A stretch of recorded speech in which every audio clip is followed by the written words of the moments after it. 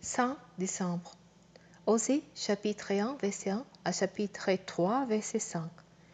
L'Éternel adressa la parole à Osée, fils de Béri, sous le règne d'Osia, de Jotham, d'Az et d'Ézéchias, roi de Juda, et sous le règne de Jéroboam, fils de Joas, roi d'Israël. Première partie des paroles que l'Éternel prononça par Osée. L'Éternel dit à Osée, va prendre une femme qui se livre à la prostitution, et de l'enfant né de la prostitution, car l'épée s'évoque dans la prostitution, en se détournant de l'Éternel. Alors Osée alla prendre Gomé des dix blancs. Elle devint un sang et elle lui donna un fil. L'Éternel lui dit, appelle-les Gisèle, car d'ici peu de temps, je ferai rendre à la dynastie de Jéhu des meurtres commis à Gisèle, et je mettrai fin à la royauté d'Israël. En ce jour-là, je briserai l'arc d'Israël dans la vallée d'Israël. Gomé fut de nouveau un sang et mit au monde un fil. L'Éternel dit aussi, appelle-la le Roama, la non-amée, car à l'avenir, je ne manifesterai plus d'amour à la communauté d'Israël, et je ne lui accorderai plus mon pardon. Cependant, je manifesterai de l'amour à la communauté de Juda, et moi, l'Éternel son Dieu, je la sauverai. Je la sauverai moi-même, et non pas par l'arc, par l'épée ou la guerre, par les chevaux et les équipages des chars. Après avoir servi le roi, Gomé fut encore un sang, et elle donna naissance à un fils. L'Éternel dit aussi, appelle-la Lo-Ami, pas mon peuple, car vous n'êtes pas mon peuple, et moi je ne suis rien pour vous. Mais un jour, les Israélites seront nombreux comme les grains de sable sur les bords de la mer, que nul ne peut prompter ni mesurer. Et à l'heure même où on leur avait dit, vous n'êtes pas mon peuple, on leur dira, vous êtes un enfant de Dieu vivant. Alors les Judains et les Israélites du royaume du Nord seront unis, et ils établiront sur eux un chef unique. Ils sortiront du pays de l'exil, car il sera très grand des jours de Gisèle. Vous direz à vos frères qui seront appelés mon peuple, et à vos sœurs, les bien-aimés. Intentez un procès à votre mère. Faites-lui un procès, car elle n'est pas mon épouse et je ne suis pas son mari. Qu'il doute sa face les marques de prostitution qu'il a commises, d'entre ses ans, les signes de ses adultères. Sinon, je la dévêtirai et je la mettrai toute nue, comme elle était au jour de sa naissance. Je la transformerai en un désert. Je ferai d'elle un pays desséché. Je la ferai mourir de soif.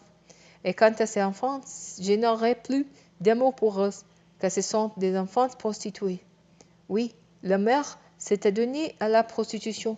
La femme qui les a conçus s'est couverte de honte, puisqu'il affirmait, moi, j'irai après mes amants, qui me fournissent mon pain, mon eau, mon lin, ma laine, mon huile et mes boissons.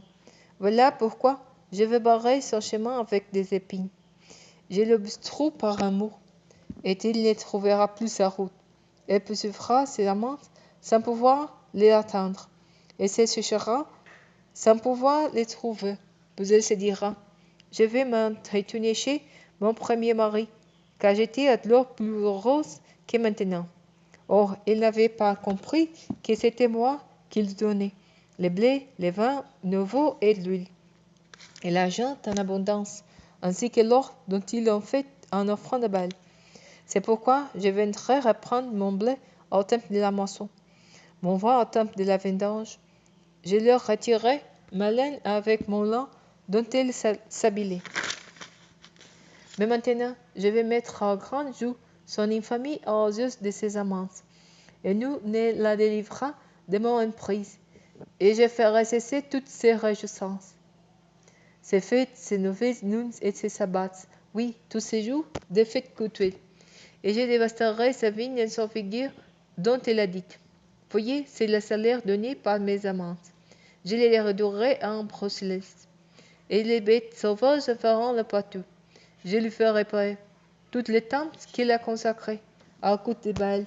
Le slaire offrait de parfums en hommage, pareil de noces et de bijoux pour courir après ses amants. Et quant à moi, Elle m'a oublié. L'Éternel le déclare.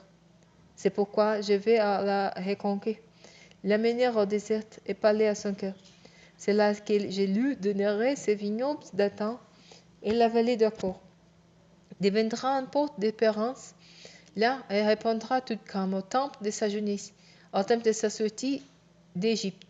Et il arrivera en ce temps-là, l'Éternel déclare, que tu me diras, mon épouse, et tu ne m'appelleras plus, mon maître. Je tairai de sa bouche le nom de Baal, et les souvenirs même de ce nom se perdra.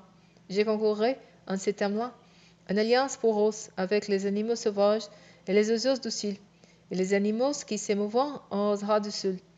Je briserai l'arc et l'épée, et je mettrai fin à la guerre. Ils disparaîtront du pays, et je les ferai reposer dans la sécurité. Pour toujours, je te fixerai à moi.